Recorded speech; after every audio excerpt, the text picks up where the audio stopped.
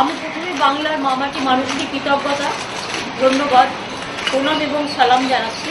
মানুষ এই নির্বাচনের মধ্যে দিয়ে বাংলায় গণতন্ত্রকে ফিরে পেয়েছে এবং গণতন্ত্রের যে উৎসব হয়েছে নির্বাচনের মধ্যে দিয়ে, এর জন্য আমরা গণতান্ত্রিক পদ্ধতির কাছে কৃতজ্ঞ এবং সাধারণ মানুষের কাছে কৃতজ্ঞ।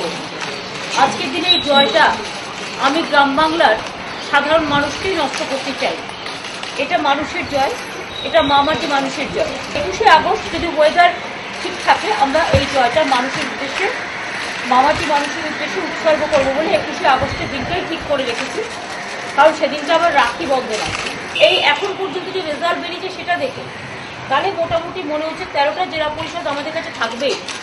দুটোতে তৃণমূল কংগ্রেস লিড জেলা পরিষদ হবে, আর দুটোর মধ্যে আনসার্টেন আছে, ভাঙও হতে পারে, আবার কেউ করতেও পারে। সেটা পুরো রেজাল্ট না বেরোলে বলে যাবে।